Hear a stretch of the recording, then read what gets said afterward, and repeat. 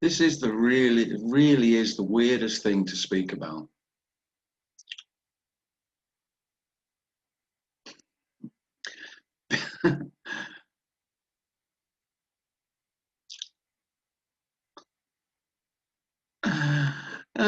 And sometimes I think, what the hell? Why on earth would I speak about this? And I've had quite a few people ask me that question. So, you know, what's your motivation? Why do you speak about this? Well, and the words of Tony Parsons, you won't be surprised to hear, are ringing in my ears.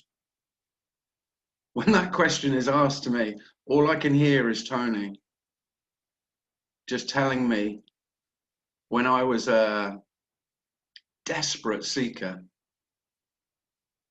that this is the only compassion. That's why. This is the only compassion.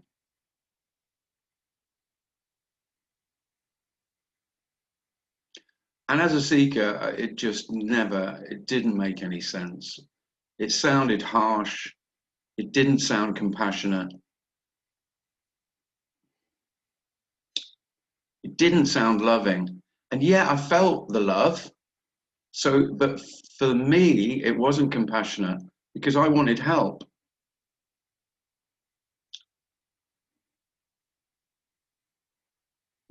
But there's help, and then there's this,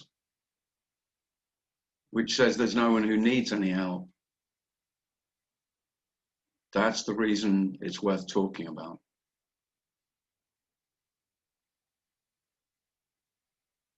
You've always said you need help because you're not complete, because you're not whole, because you're flawed, that you're in need of support in order to find the way to completion, the way to wholeness, the way to whatever you had in mind that would make you feel great, that would make you feel not great even, just okay with yourself.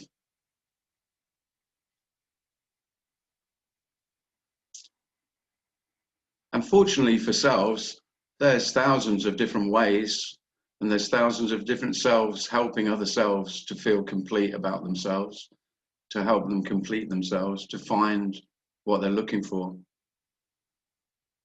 And that sounds compassionate. And of course, it is a kind of compassion. But the compassion that this message has is something entirely different.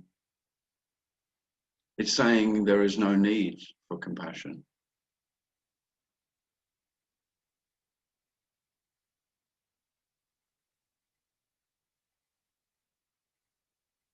That the one who feels they need love and feels they need compassion could say is the problem. That is the felt lack, the felt wrongness.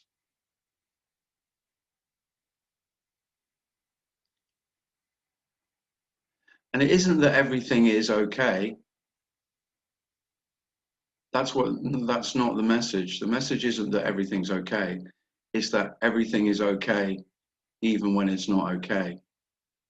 That everything's okay to be as it is. That doesn't mean it's okay all the time, which is, of course, what I was looking for. What most selves are looking for is that peace of mind, peace of self.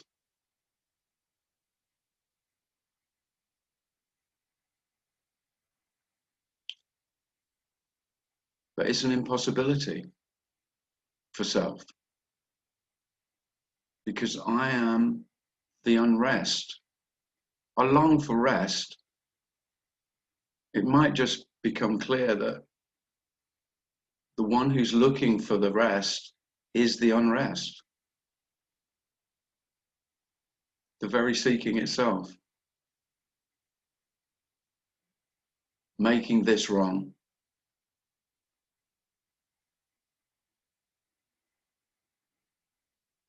saying it could be better, saying it could be more complete than it is.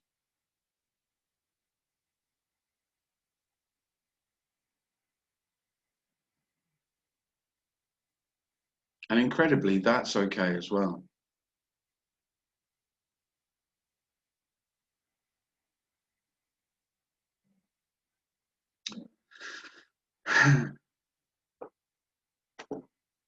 There just isn't any more or less or better or worse. Of course there's not. This is simply as it is. Too simple.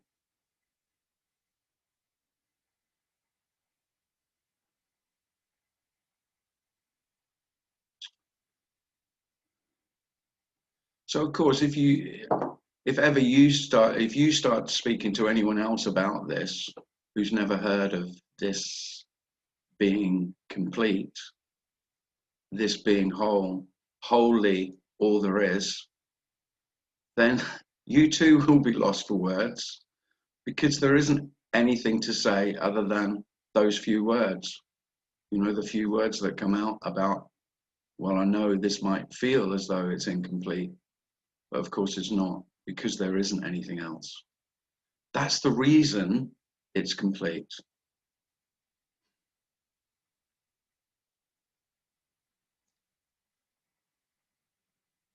Any stories of incompletion are simply stories.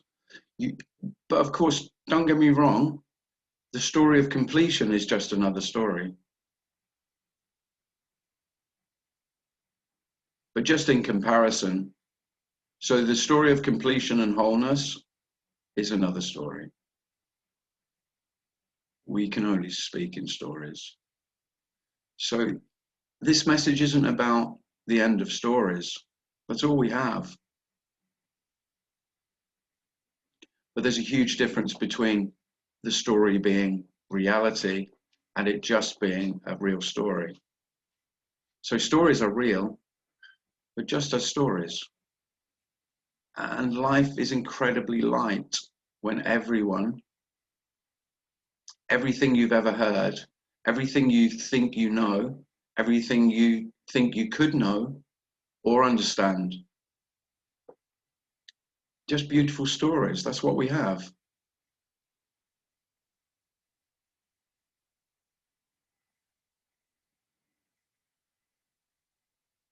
So it's not that stories aren't real.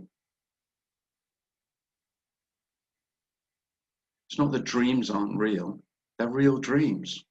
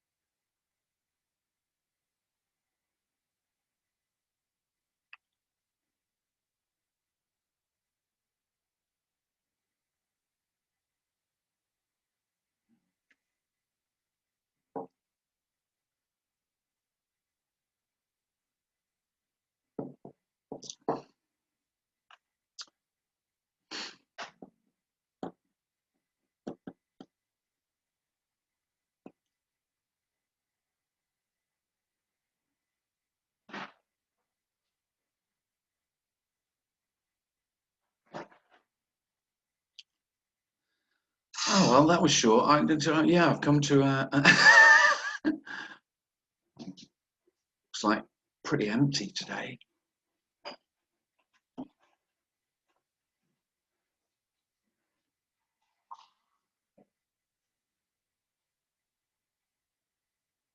Hmm.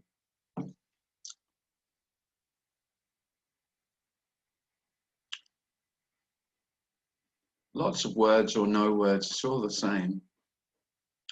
Makes no odds. Thanks.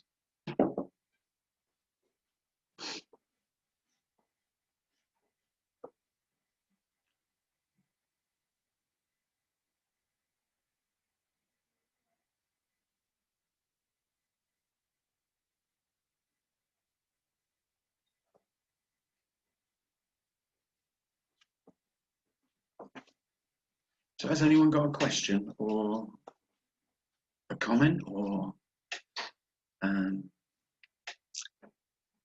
something they want to share about what I've said or anything else?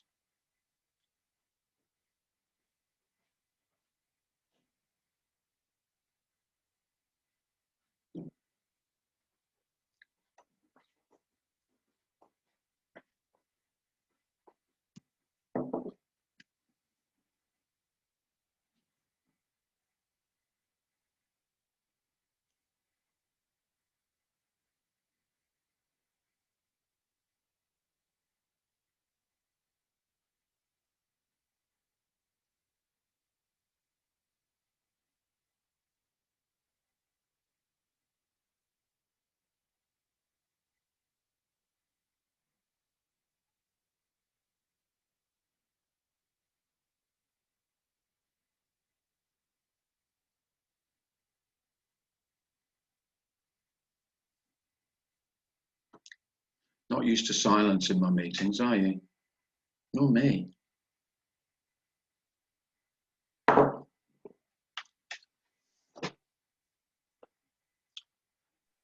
Hi, Tim. Hi, Anne. You all right? Yeah, good.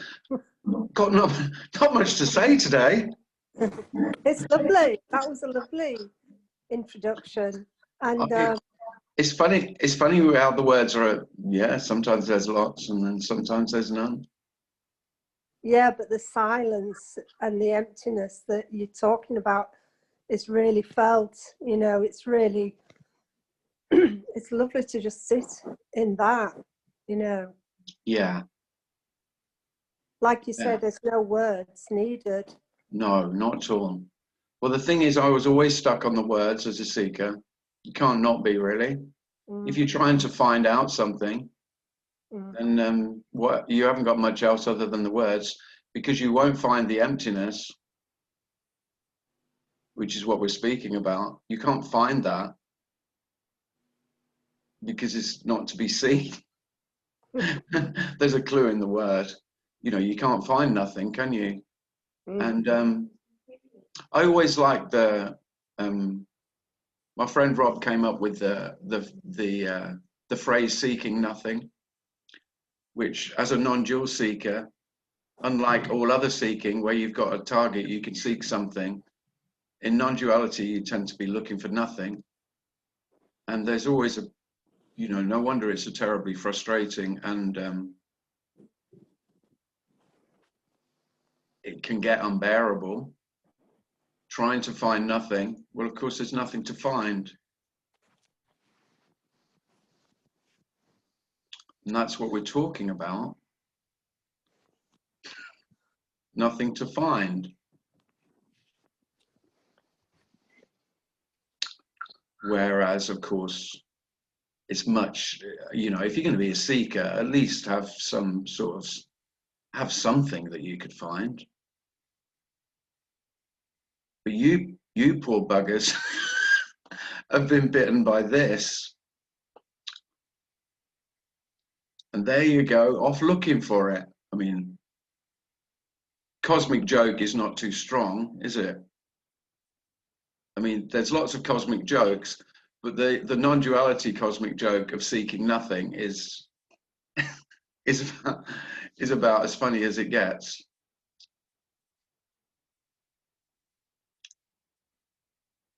Because you go looking for nothing, and then, of course, the success would be finding nothing. Well, you don't need to look for that.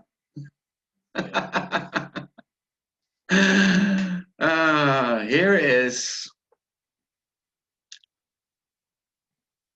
Nothing at all. Everything's empty. Everything. Everything.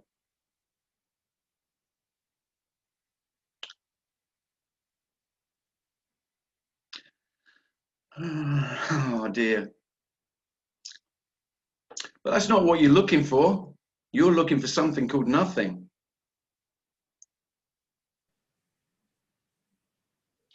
Hey Tim, Darren. I liked your The deafening silence of this love is why it's mostly missed. Oh, that's been, yeah, I've had a lot of positive feedback about that. I called my meeting that last Thursday. Oh, okay. And yeah, I've had a lot of positive feedback about that. So much so, I think if once I get a website, I think I might call it Deafening Silence. Yeah, nice. Good, isn't it? Well, I've been searching for something that hasn't been nabbed by someone else. You know, Tony Parsons basically has got copyright on nearly everything decent you could say about this. And so I think of something and go, oh shit, no, that's Tony. And I think of something else and I go, no, Richard's had that. No, Andreas is, you know, it's trying to think of an original combination of paradoxical, because that's all we're talking about. You need two words really, that contradict each other and hit the paradoxical, you know, they just hit the nice paradoxical feel. But then, you know, being a newbie, it's not easy to find words that haven't been said, is it? But yeah, I think I might have hit the jackpot with that one. I'm sticking with it anyway. And I want to be able to copyright it before someone else, you know, calls their book it, or because it's a good title, isn't it? Yeah. I'm thinking Deafening Silence and then subtitle is maybe why this is usually missed. Subtitle. This one goes up to 11. Yeah. But it is funny, you know, because the words don't matter. But when you some words do really resonate. They have to be paradoxical, of course, and yeah, there is something nice. But yeah, I think the reason I like that so much is because this love can't be found. So really, everyone is seeking love. And love's just a word. When I say love, I don't mean romantic love at all. I mean the love of completion, of wholeness, of nowhere else to go, of death, really. We don't often call death love, but of course it is, because it's complete. And life isn't separate from death.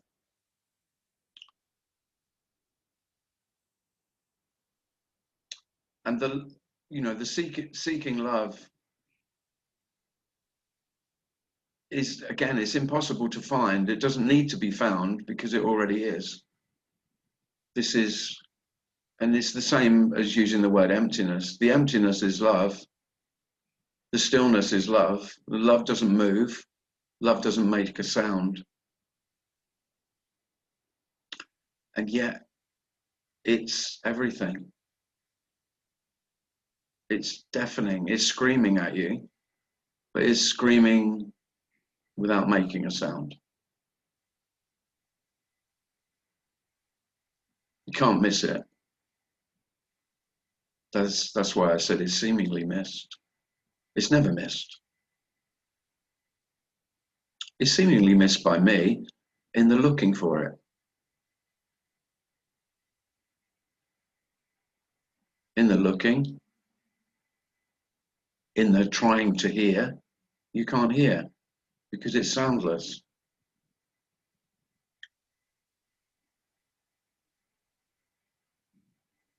It's not in all objects, it is all objects.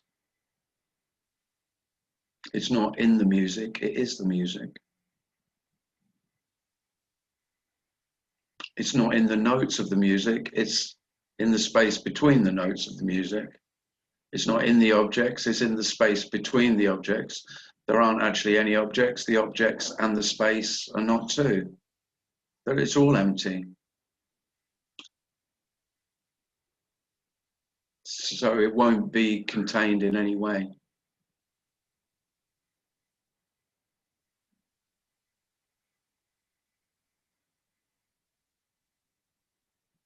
So I always thought that the speakers who spoke about this had found something that I hadn't found.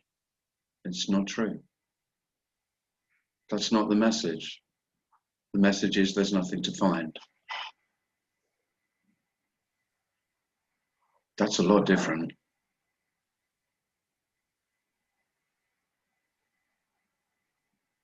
All the pieces in the not looking, not searching, not hoping.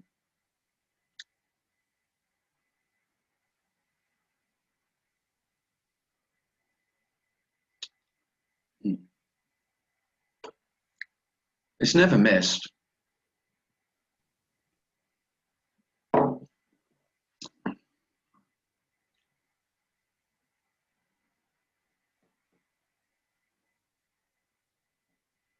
How could this be missed?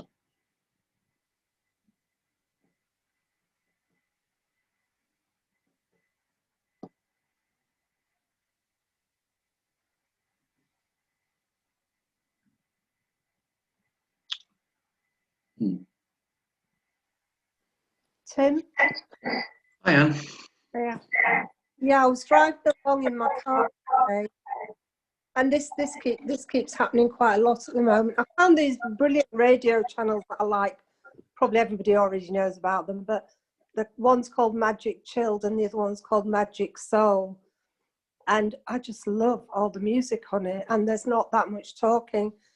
And I was trying to work out the difference with listening to music, because something happens now when I listen to music that is just sublime is the only way I can describe it. It's like there's definitely no me and the music anymore. No. There's music, and that music is like it's like the love songs on there are just, they're just, I don't know, it's just like life singing a love song. It's just, it's so difficult to describe, but it's quite euphoric, really. Yeah. For no one. It's just, I've never, you know, it's never been like that before. No. It's always been a sort of dead. Was it not like that now and again before? No, not unless I was drunk. Good point. Yeah. I mean, from what I can remember, you know, Yeah. when you're drunk, it is like that, isn't it? Yeah. Because there's no inhibitions, and I don't know, something gets out the way, and then comes back in full force the morning after. That's so true. Yeah, that's the only time. It is a bit like being on drugs. Yeah, it's like it's a real high, and it's like life's just singing a love song. Yeah. It's like pure love, you know. Yeah. I just can't. It's like, yeah, it's being in love. It's like being in love. Yeah. Totally. Yeah, it's just amazing. That's lovely. Yeah. Mm.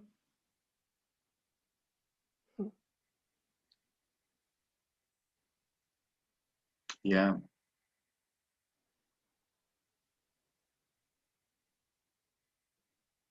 Yeah, it's really full on love. Yeah. Well, that's just how life is. It's just how life naturally is. It's love. It's just love. It's all love. I mean, it doesn't make any sense that hate is also love, but it is. Anger is also love. Ugliness is just as much love as beauty.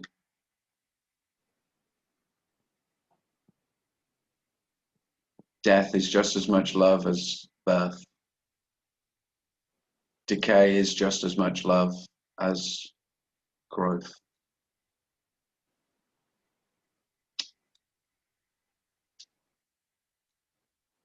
Yeah, it's like anger, still anger. Anger's still anger, exactly the same. Yeah. But it somehow seeped in love, or it's anger seeped in peace. I can't work out a word for what it seeped in, but it seeped in. Well, the thing is, yeah, you could. I've done that quite a bit. Look for the word, and I've just, yeah, I get stuck on love. Yeah. Yeah. Because there isn't a better word, and it's not love, because love sounds like something specific. This isn't something specific. No, no, it's definitely. It's not something that you could. Well, it won't be named. Mm. Yeah. I mean, there's only two words. Well, there's three actually. Three words I really like to try and convey this are emptiness, love, and I've forgotten the third one. And the third, emptiness, love, and this. You know, and this isn't this, as opposed to that. I mean, this is a terrible word to call this, what we're speaking of, because of course implied by this is that there's that. But this is that, and that is this. That's the whole message, really. The whole message is that this is that, and that is this. I mean, for what that's worth, not much. There is no longer a that. There you go. That's really what we're talking about. There's no that. That is also this. So all of that's you, and the table, and the sky, and the flowers, and tomorrow, and yesterday, and hope, and dreams, and language. You know, they're all that, aren't they? Well, they're all this. There is no exclusion. And what we do is all self has done, because I am me. And then everything else is that. I create all the that's by being this me, I am. So everything is in relation to me.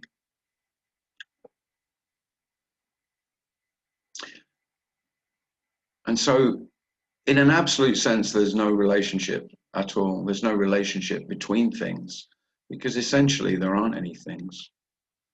But that's not to say that there's not still seeming relationships. Of course there are. Yeah, they appear in just the same way as they would have done. But they're incredibly light, because they've lost all their reality. They don't have, you know, I gave all relationships, and I mean relationships between human beings, between this human being and other human beings. They don't have, it's incomparable, because they're not real relationships. They're seeming. Everything is seeming.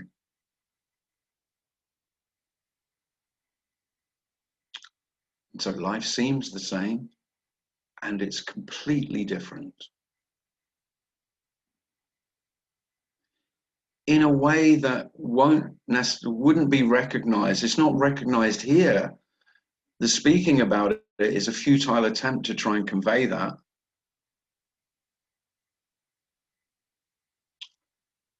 In a way, it's incredibly subtle, and yet immensely different. So, you know, that's paradoxical, but that's how it is.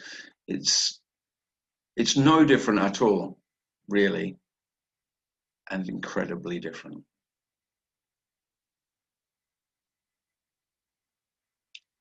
So much easier. Life doesn't require any work from you. It was you, it is you that seems to need to work on life, on my life. To make my life work and to make life work. As though there was, I mean, it's just pure arrogance. Self is pure arrogance. There aren't any selves who aren't arrogant, The humble ones love their humility just as much as the arrogant ones love their arrogance.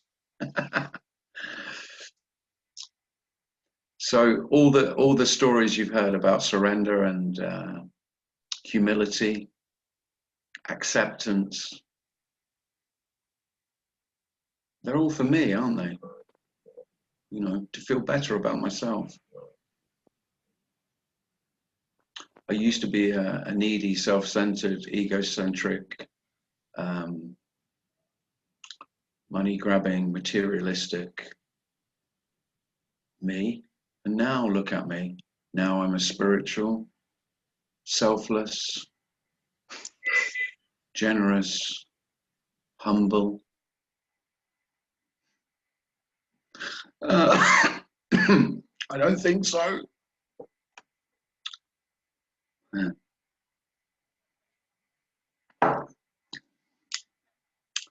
Yeah, so the death of all of those positive ways I could be is the greatest freedom. Not freedom from, you know, all the things that I wanted to improve, but the greatest freedom is freedom from all the things that I desired myself to be. Because they all become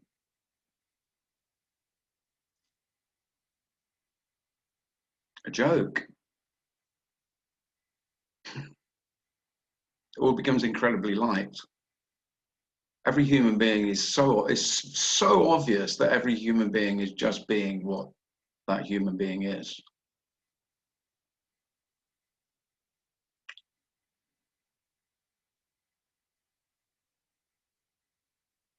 Just under the illusion that they have a choice, that they can control how they are, how that human being is, how I feel, how I act, how I think, how successful I am.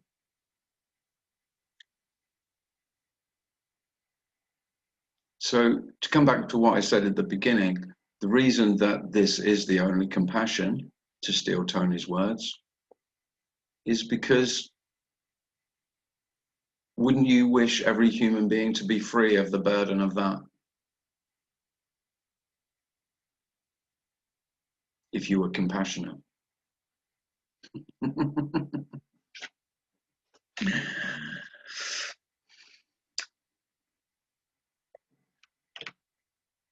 To be what they are, and they're not themselves.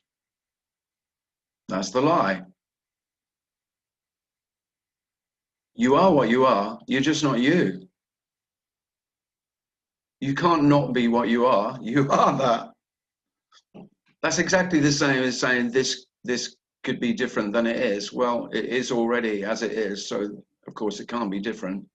Well, the human being that you've called yourself is as that human being is. That's it. And so there's no acceptance required.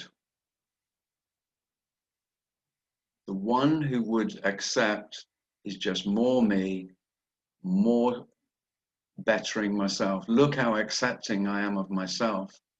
I've done a lot of work on myself, accepting, you know, the dark side of myself, my shadow. I've done a lot of shadow work. Haven't we all? Yeah. So to be free of ever working on yourself, that's what we're talking about, because there's nothing to work on.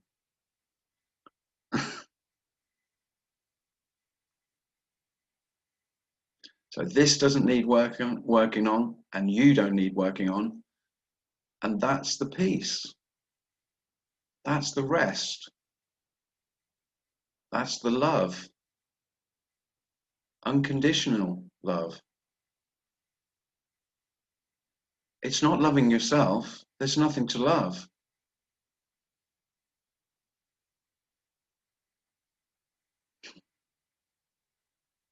The reason that what you are is already accepted is because you are, just not you.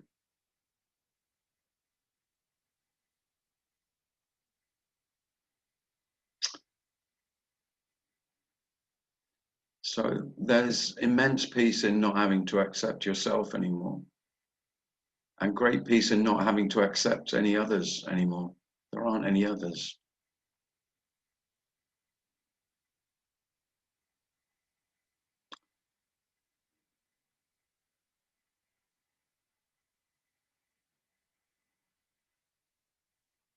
So there's a lot of space and a lot of rest and a lot of silence and a lot of emptiness, which self always fears.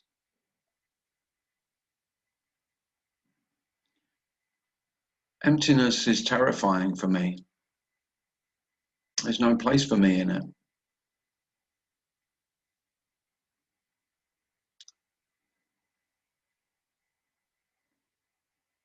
Because if I am empty, which means I'm not,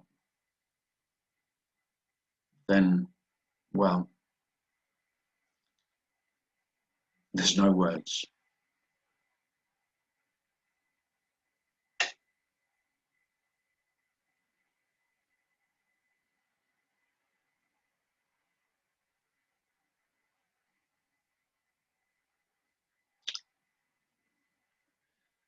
And most odd of all is there was never anything to be afraid of.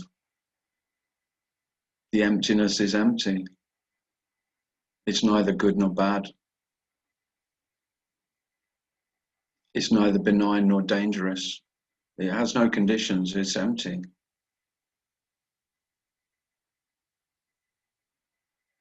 All the conditions were mine.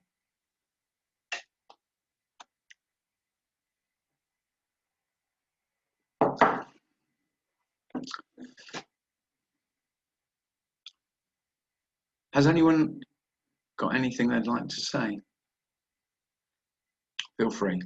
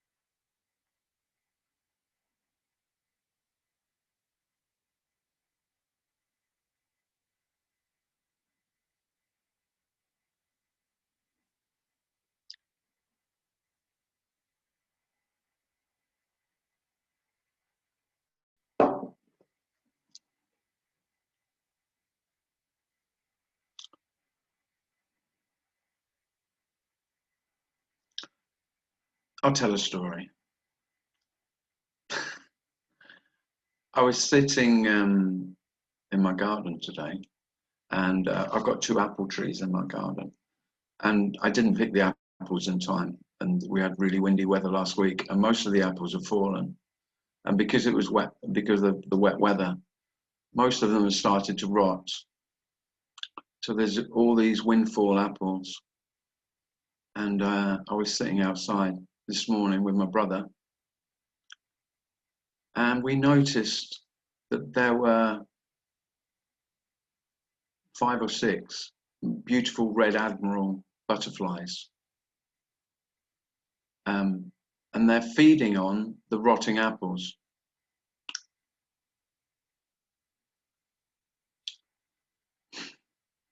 And it just occurred to me,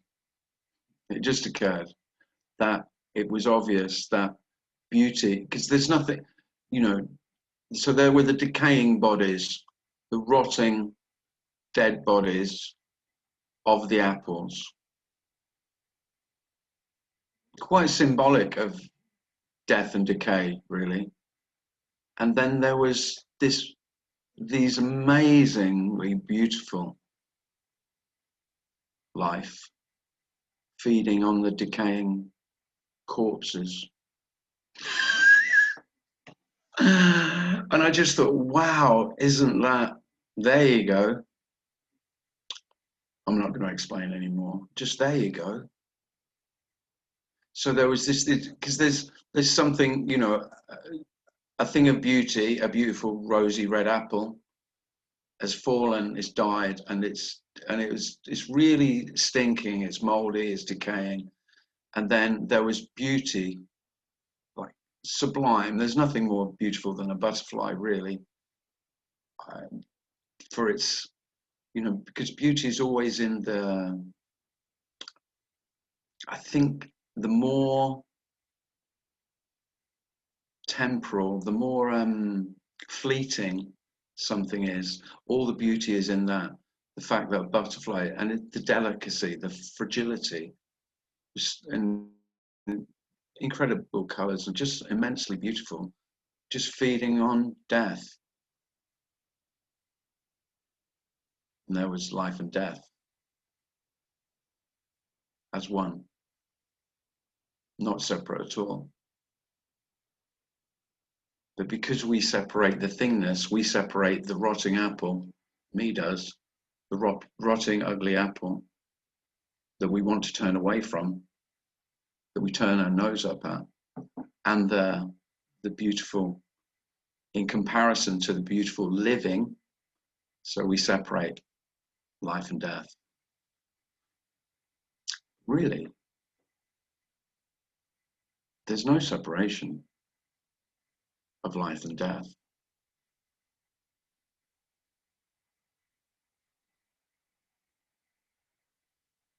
None at all.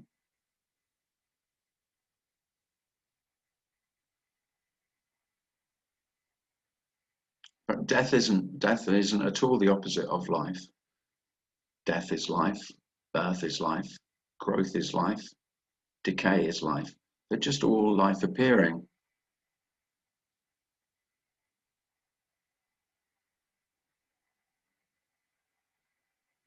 And it's not like that death is some way off, you know, decay. So it seems like there's growth and then there's decay. No, everything is happening.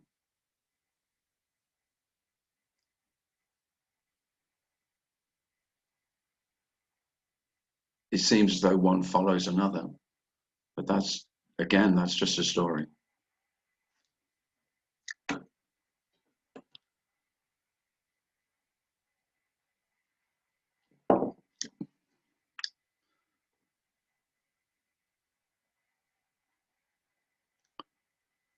I tried to take a video of it to, I was thinking it would be a good video for a website, for my upcoming website. I thought, butterfly feeding on a rotten apple, but I tried, but I didn't capture it. So that won't be appearing. Decided against it.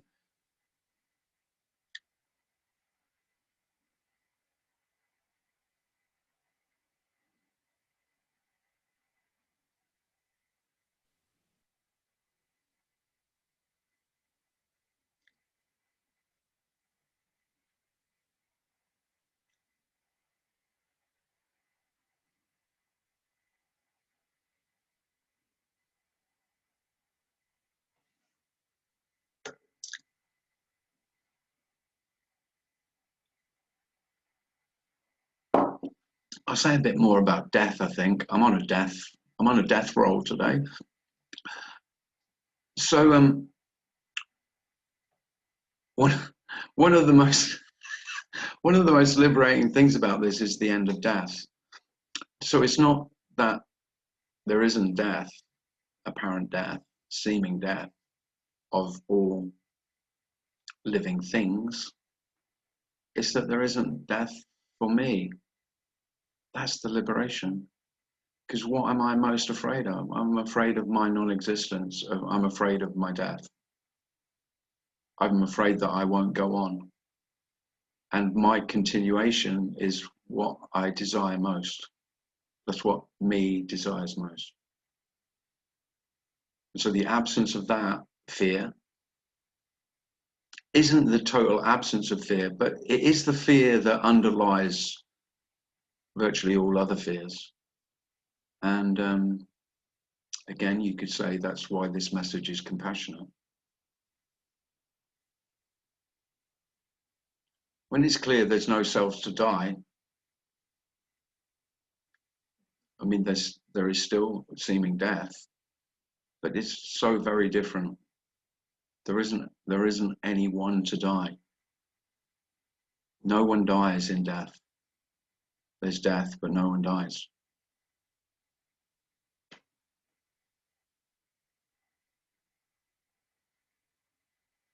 And I was terrified of dying. Hello, Tim. Hello? Who is that? Hello? Oh. Tim, Hello? you hear me? Is that Anne-Marie? You hear me? I can hear you, yeah. Yes. Hello. Hi. Okay, I was wondering if you can Hello, how are you? I'm fine. How are you? Can elaborate. I think we got a time lapse. Yeah, can you elaborate on deafening silence? Oh. Have you just joined us?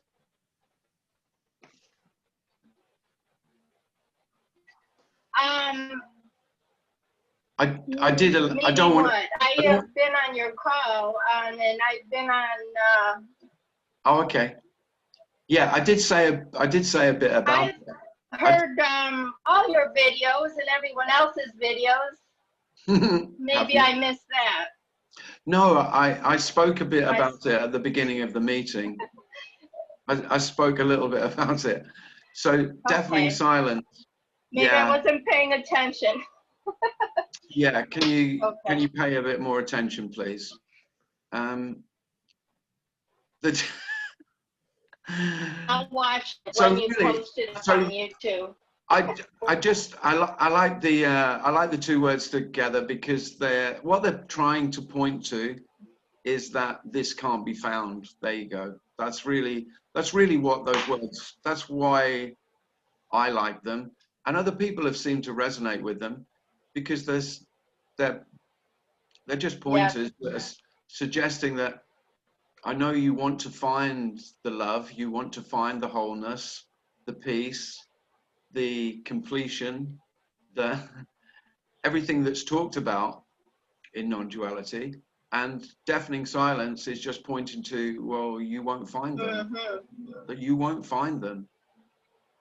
The silence is already silent. I think I've heard Tony say silence sounding.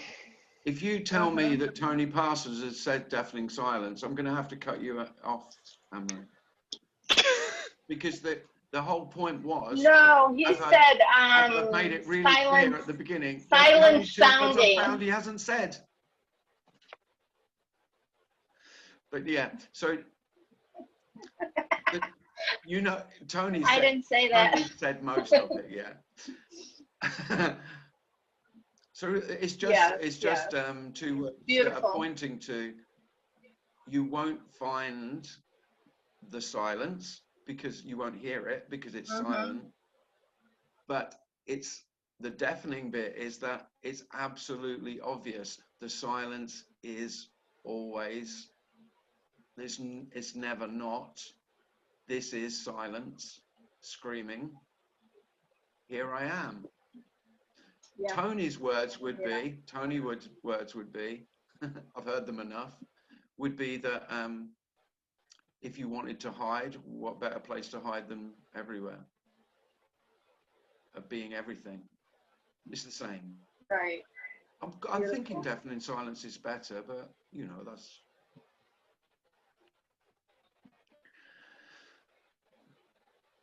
Yeah, so. You know, I've watched. All I do is watch YouTubes, read books for years, and I think so many people are like that. to where it's come to, I just don't even care anymore. I mean, I watch and read books, it's my entertainment. Yeah.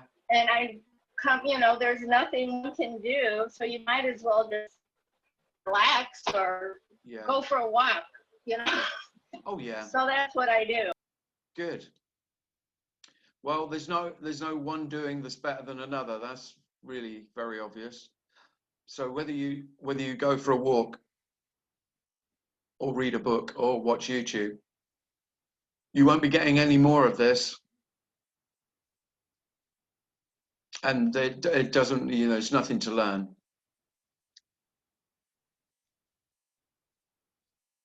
Nothing to understand.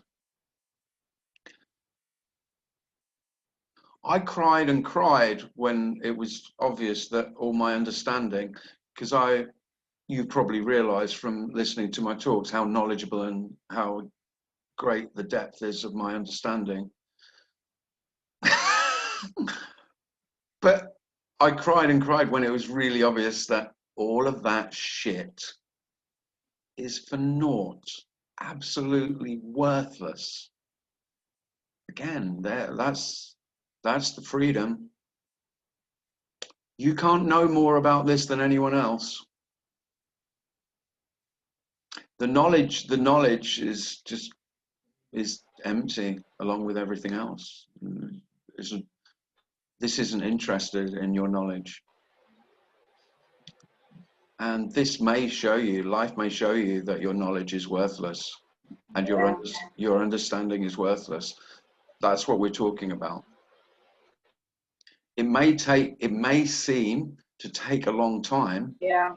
It may seem that you needed to get to a point where you couldn't learn anymore, you couldn't understand anymore, where your depth of understanding was just run its course, so like it's run out of energy. It may seem like that, but of course none of that has to happen either. But it might seem like that, because while you're still, while self is still in the game of I'm getting somewhere with this understanding of non-duality, while self is in that game, then of course, and seemingly progressing, becoming more knowledgeable, becoming someone who has a greater understanding, then of course that just feeds me. But it might, it could be. But how can you not? It could be spontaneous, or it could seemingly be over a long period of time that burns itself out. You could say there might be only so much fuel, for want of a better analogy, but self will feed itself with that. The more you think you're getting there, and of course that's manna from heaven for me. I'll take that honey all day long. And yeah, look at me, I'm getting somewhere. I think I've nearly got there. I'm almost there.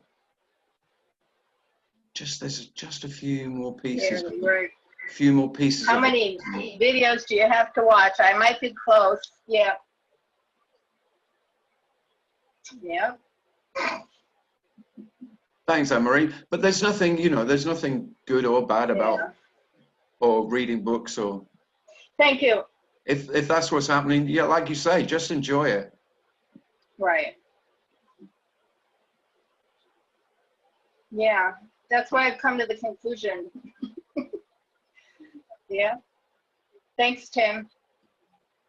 Oh, you're welcome. Thanks, Anne-Marie.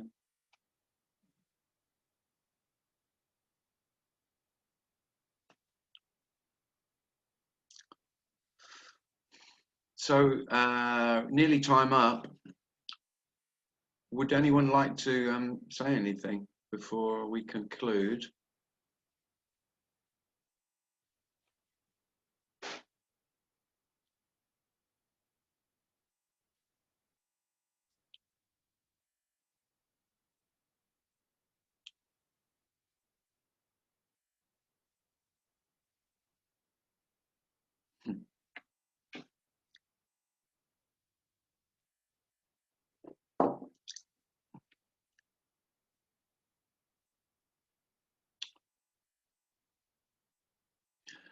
So it's not that there's nothing to get. There's endless stuff for me to get. There's no end. There's no end to that. For what I can add to myself, what I can free myself from, you know, what I can take away and what I can add. That's the game. But with this is absolutely complete. There's no taking away or adding to this. Everything that seemed to be added or taken away is just part of the story. Mums couldn't wait to draw the curtains. So she's decided right at the end, she's been good, relatively. You might have heard her sneezing and making a cup of tea, but she sneaked in at the end. Hello, Pam. Hello, dear. How are you? All right, good. You all right? Hi Pam, it's Clau. Okay, are you all right, darling? Quick cameo. Yeah. Quick cameo from I'm Mother. just taking my makeup off. Well, don't take it off for the camera. You need to put it on. How beauteous. Oh dear. Oh, Yeah. yeah. Lovely to see you. And you? So Mum's very kindly still hosting me. I've hosted you for 60 years. She's hosted me for 60 years, which isn't true because I'm only 58, but she is very prone to exaggeration. Oh yeah, she's still confusing me with my elder brother. Gets her names wrong, all sorts. Yeah, there we go. Oh, adds a completely different flavour to these meetings, doesn't it? Having your mother on board. I'm not sure I like the flavour, but it does add some flavour. Anyway, well, thank you very much for coming. So there won't be a meeting this Thursday, and there'll be a meeting, the next meeting will be in a week's time. Thanks very much for coming. If you'd like to make a donation, then all donations are very welcome via PayPal. The PayPal link is in the advert. So yeah, hope to see some of you next week. I'm off to the seaside. Hurrah! It's going to be cold, but I'm going in the sea anyway, regardless of the temperature. Do you know swimming in the sea is best in the, when is the sea the warmest in the UK? By far the warmest. Any guesses, anyone? October. Yeah. So you've still got over a month to go swimming in the North Sea in the UK. Yeah. It gets less and less attractive as the weather deteriorates. But thanks for coming. Lovely to see you. Have a great time, Tim. Thanks. Yeah, thank you. Bye-bye. Thank you, Tim. Lovely Thank to you. talk. Bye. Thanks, everyone. Yeah, thank you.